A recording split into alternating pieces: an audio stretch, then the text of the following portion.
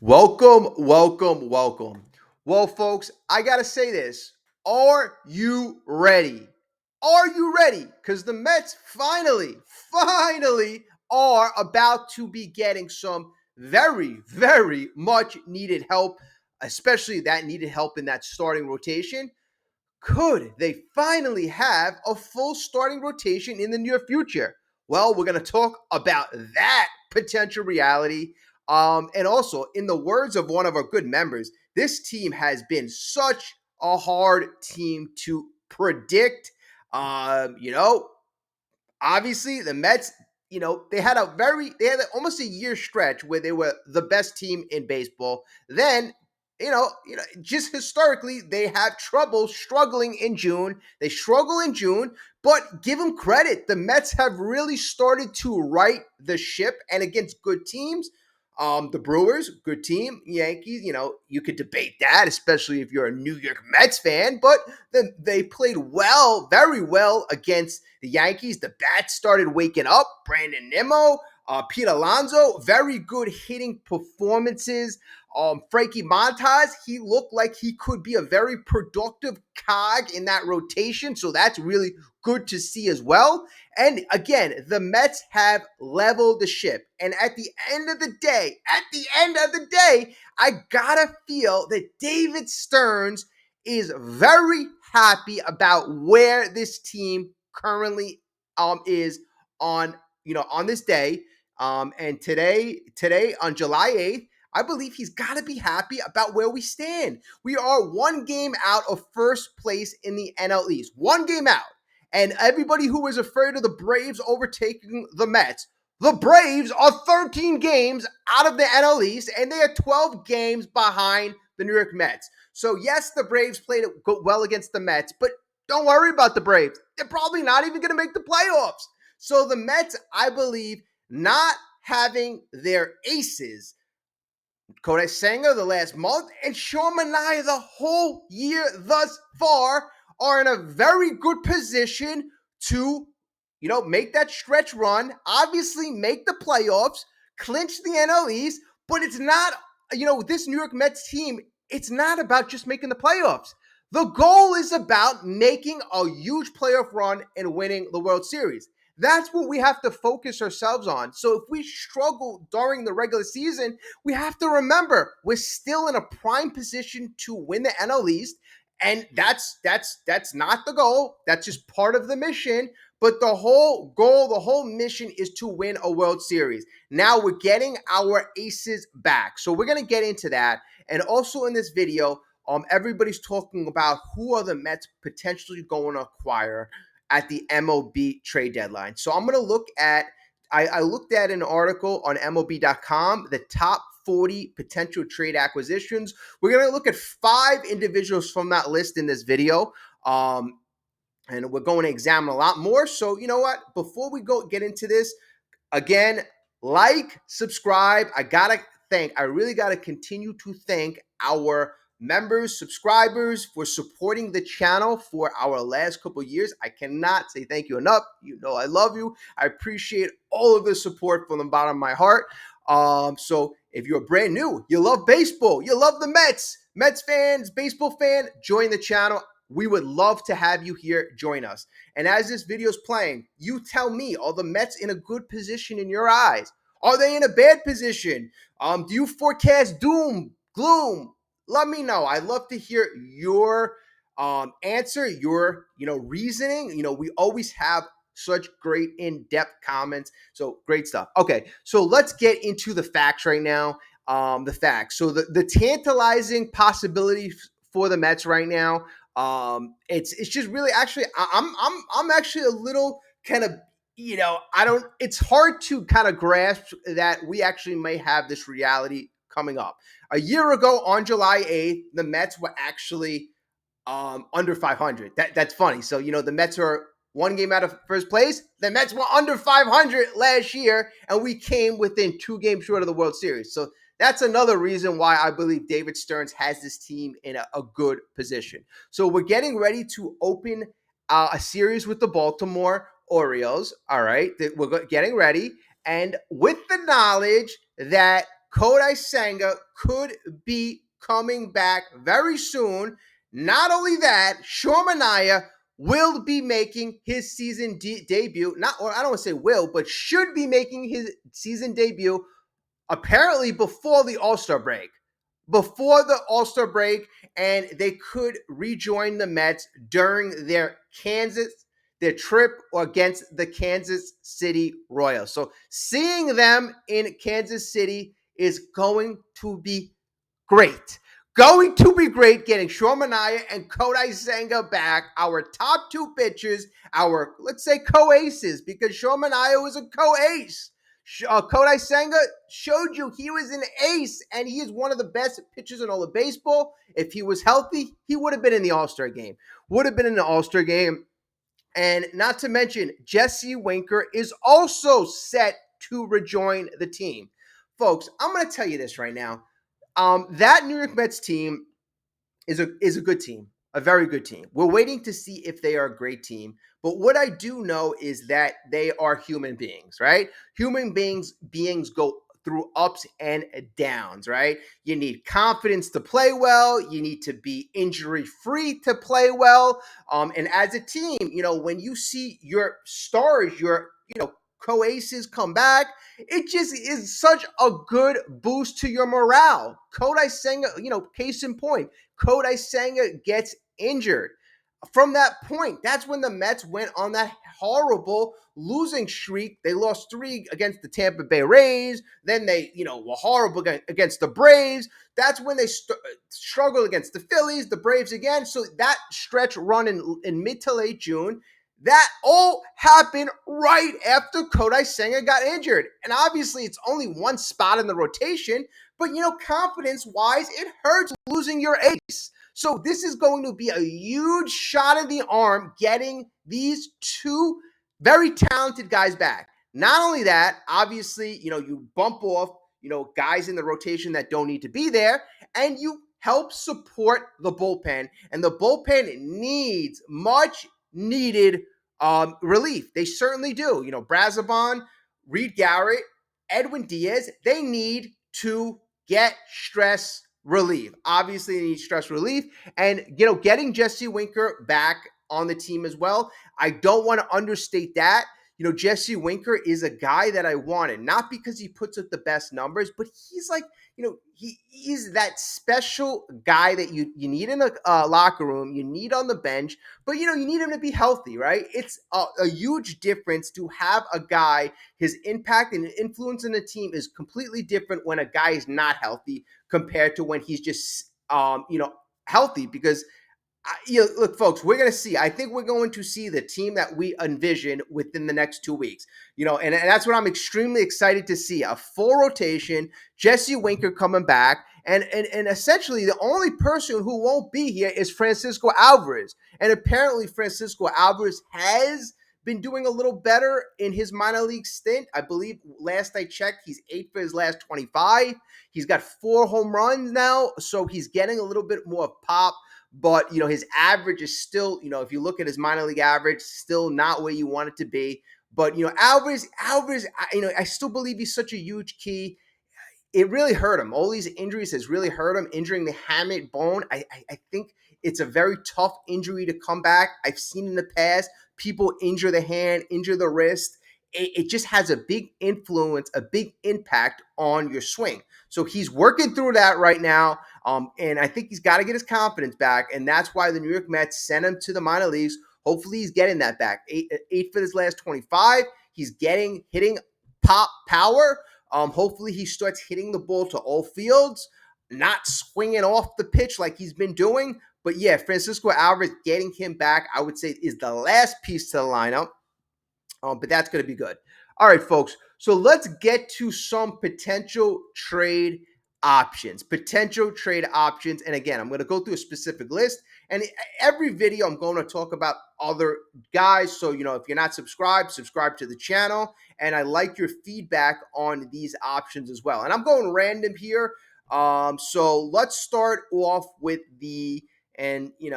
there's 40 guys on this list. Let's start off with number 40, and in no particular order from good to worst. They're actually you'll see that it's very mixed.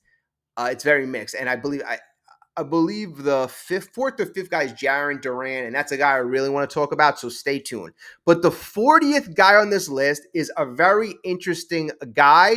They have ONeal Cruz. ONeal Cruz. So Pittsburgh's toolsy center fielder was also notably excluded from the report of Pirates untouchables. So the Pirates may be willing to deal ONeal Cruz. ONeal Cruz is a guy, he's played shortstop in the past, and he's been playing center field.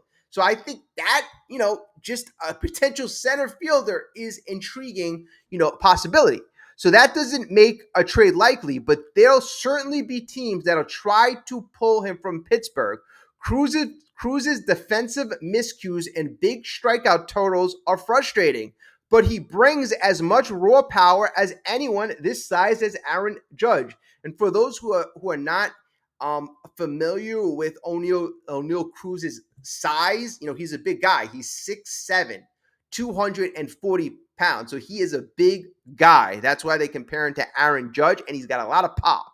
So he's on pace this year to surpass 40 stolen bases, could approach or exceed 30 homers, and he's playing for barely more than the league minimum, and he's controllable for 3 more seasons after this one. So, and just one more note, he is 26 years old. So just a full picture, this year he's played in 80 games, 15 home runs, 35 RBIs, 28 stolen bases. Here's the deal. He's batting 203. 203. And when they say he strikes out a lot, he strikes out a lot. He's already struck out 113 times. I mean, honestly, he's projected to strike out about 220 times. That is freaking ridiculous. His on base is 315. So you got a young guy here. If you're the New York Mets, the thing is, you're going to have to pay for him, right? So you would have to project this guy has a lot of untapped potential. But even if, this is what he is, he's going to hit close to 30 home runs, 45 stolen bases, but he's going to bat 200, strike out a ton, and, his defense is a bit shaky. Although, he's just, kind of played center field. So you got to see what the Mets' potential, projection is for him.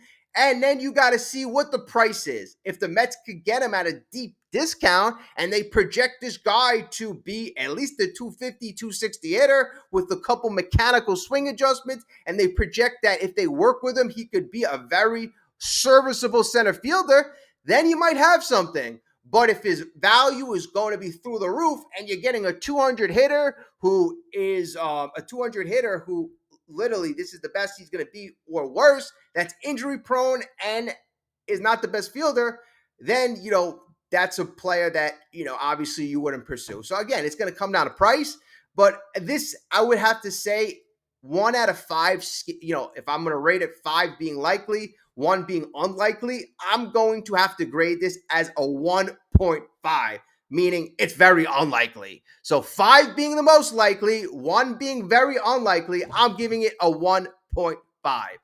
All right. And I just got to mention, I foresee a David Stearns-like move, like making a very good under-the-radar acquisition for a low price, meaning you get a guy 25, 26 years old, got a lot of talent, it's untapped, and you get him for good low cost, and the guy turns out to be an all-star. Like David Stearns hasn't made any of those big trades, hasn't made any of those key acquisitions. Could ONeal Cruz be a guy like that? You get him for a low value? Possibly, but I just don't think out of all the chips for Pittsburgh to deal, ONeal Cruz making very low amount of money, control for another 3 years, 26 years old, I don't see it. And also, too, you would probably want to raise his value.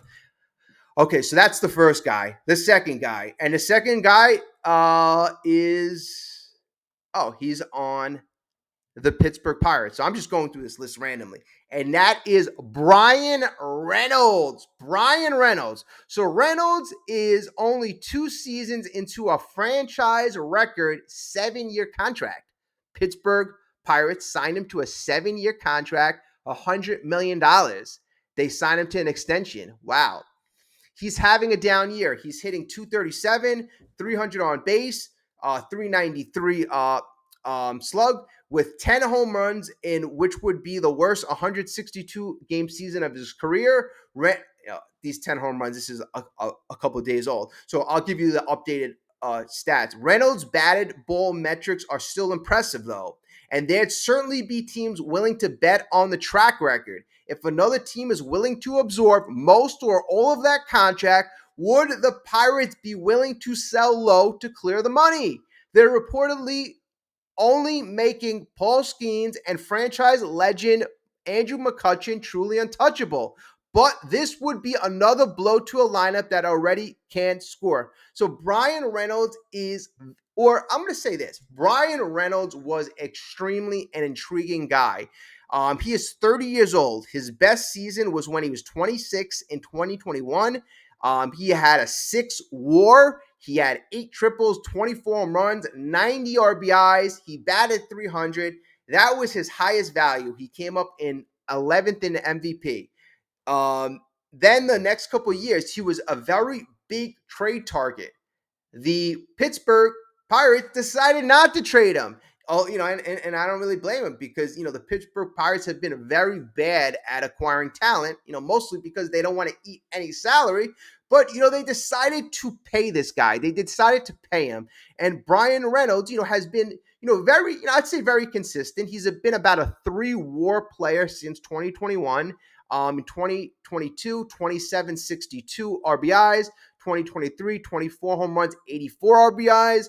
Last year, 24 home runs, 88 RBIs. He's been pretty serviceable in the field, but this year he is minus 0.6 WAR. 10 home runs, 45 RBIs, 229 batting average. But the deal is he's 30 years old and he has that 7-year contract. So that contract is the problem if you're a Mets fan. I mean, to be fair, he's only making about $15 million a year, right? He's making $15 million a year, but you have him signed through 2030 and you have a team option in 2031. So, it's good value for this day and age. It's really good value. It really kind of depends on how the evaluators evaluate him. He's on a down year. If you project that he's going to continue at this trajectory, obviously you're not going to want him because he's only getting older. But if David Stearns and evaluators think, this is just a blip on the radar, this guy is so much better and he's signed to a value contract, 15 mil for the next couple of years, this may be something that, the Mets could kind of work out because I don't think it's going to cost much. Pittsburgh's going to want to get rid of that $100 million at all costs. So it's not going to cost you a lot of capital. It's just a matter of if you think this guy's going to be an upgrade and productive. The thing that scares me is a guy that has just showed a different production and that's signed through age 36, unless he's, the Mets have showed they're willing to sign these guys if they're, a Lindor, if they're Soto, Nimmo, that was their homegrown guy. But would they do a Brian Reynolds, for nothing? I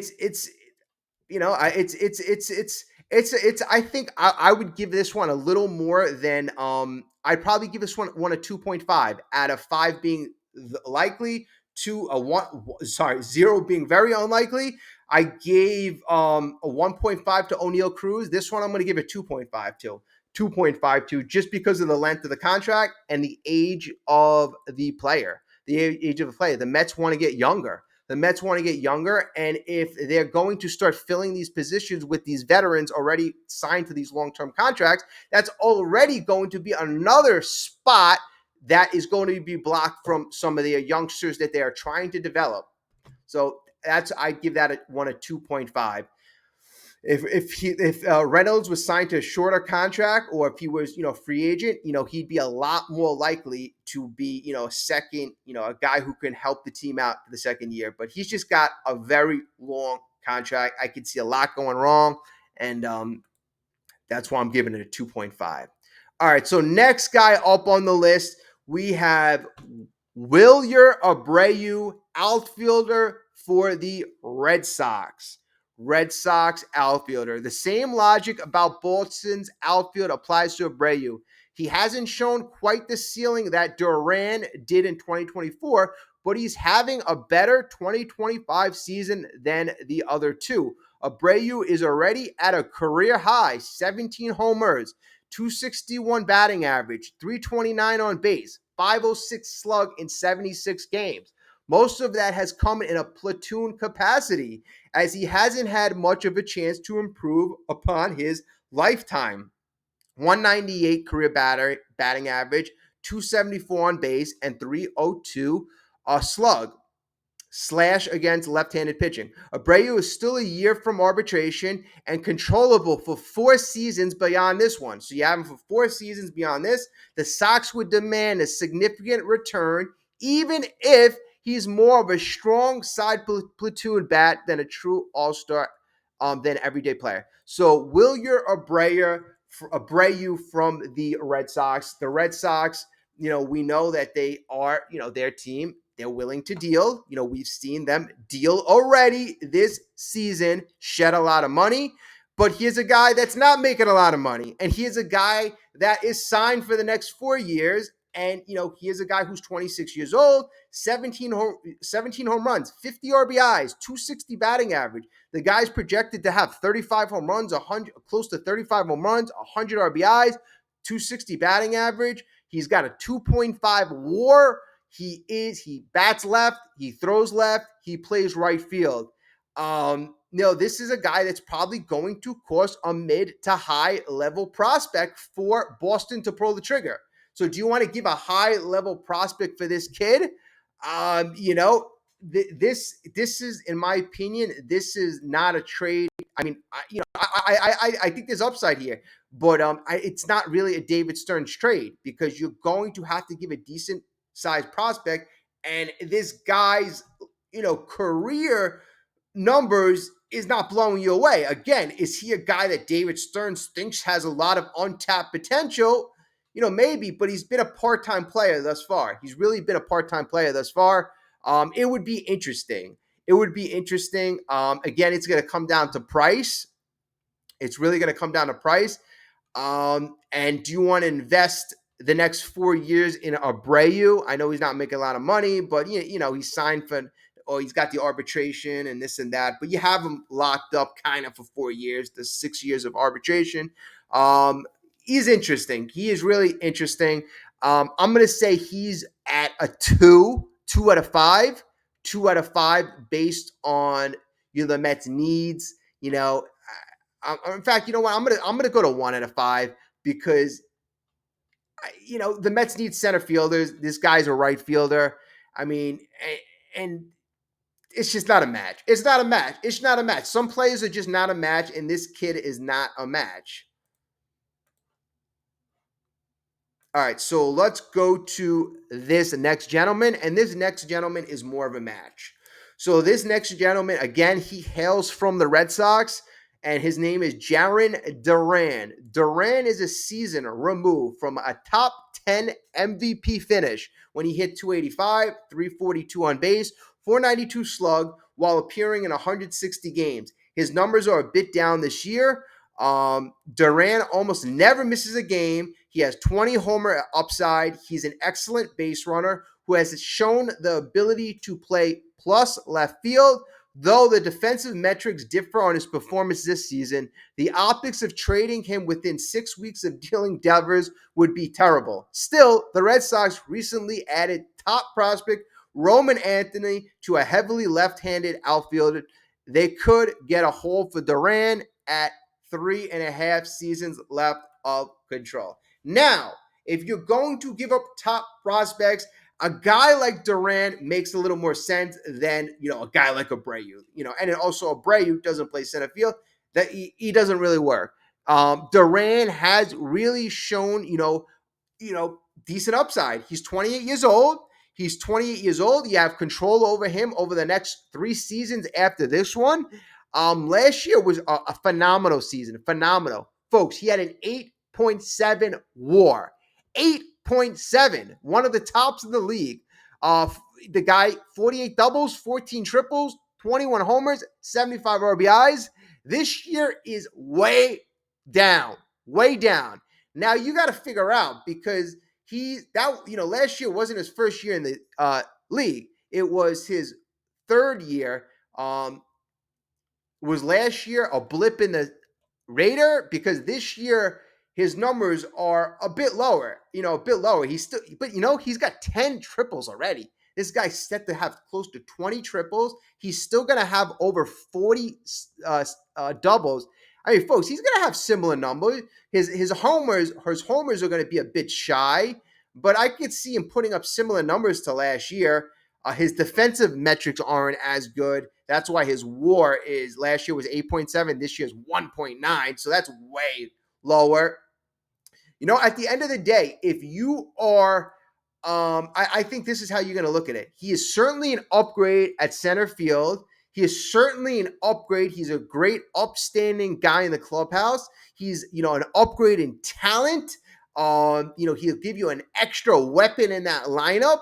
An extra all-star, capability. A guy, again, 8.7 WAR. That's higher than Juan Soto ever had in his career. I believe Juan Soto's highest WAR total was 7.9 and higher than any of Francisco Lindor's years. So this guy's upside is up here.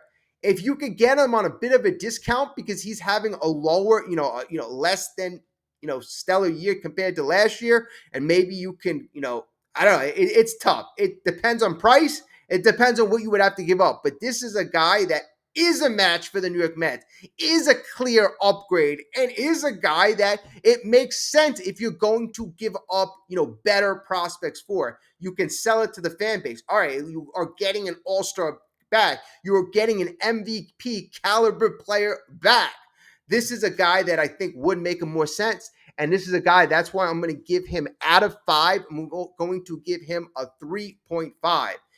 The reason why I can't go 4, I can't go 5 is because of the price, in terms of it being, likely.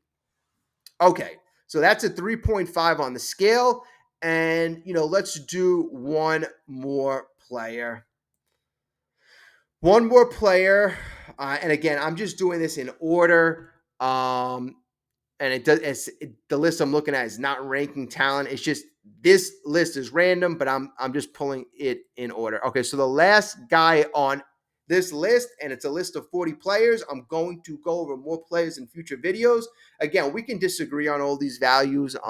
You let me know what your opinion is. The last guy is Pete Fairbanks. Pete Fairbanks, pitcher for the Tampa Bay Rays. Pete this year has pitched in 35 games, 2.34 ERA. He's a reliever. He's having a great year. He's having a great year. His career ERA is 3.15. So he's a very, very good pitcher. He is a very good pitcher. He has 15 saves also this year. He has 15 saves. He's on the Tampa Bay Rays. Let me see what he is. 31 years old. And his contract situation is a team option for $7 million next year. $7 million next year. So the team has flexibility. So, if you are the New York Mets, and this is where I think David Stearns likes this control. If you're the New York Mets, yeah, you have him for the next couple months, but if you want to pay him $7 million, you have that option for next year. But there's a guy, the New York Mets need a legit, reliever in their bullpen. They need, obviously you would like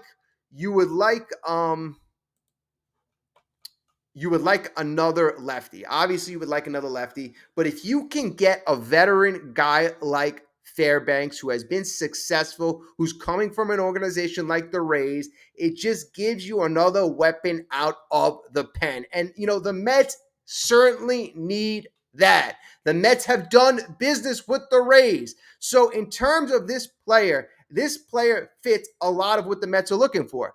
Short-term deal.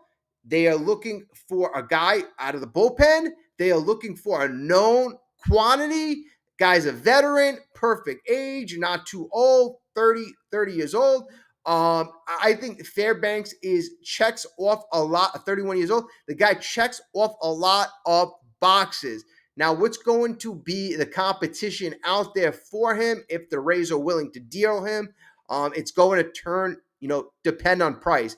But if it came down to a situation where the cost wasn't absorbent, Fairbanks makes all the sense in the world. In fact, I'm going to give him the highest grade because he checks off the most boxes, and I'm going to give him a 4, maybe even a 4.5. But yeah, on what makes the most sense. Is it likely? I got to give this guy a 4. Fairbanks, as a potential option for a potential fit for the New York Mets. So those are mine. We went through Fairbanks, we went through Durant, we went through Wilyer Abreu, we went through Brian Reynolds, and we went through ONeal Cruz. So, I wanted to go through some intriguing options. They're not all going to be hands down slam dunks, but these are some players that have been rumored to potentially be dealt. What do you think? What do you think? Who's likely, who's not? And again, I'm going to go through some options each video, and I wanted to start off with those gentlemen, and we're going to end it here. Thank you so much for staying with me. I appreciate all of you. I really do. I apologize for the lack of videos. Work's really been, a lot crazier, than normal. And, I got to get to a point because these videos, they have to really kind of be consistent.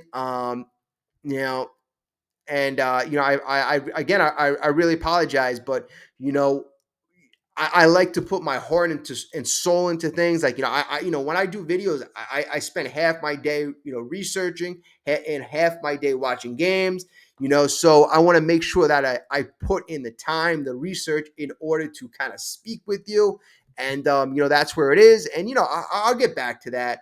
But, again, I've had to work a lot lately, so that kind of interfered with my process. But, we will get back to that eventually. So thank you so much for staying tuned and for watching this far. I really do appreciate it. So like, subscribe if you haven't done that, and I will speak to everybody very, very soon.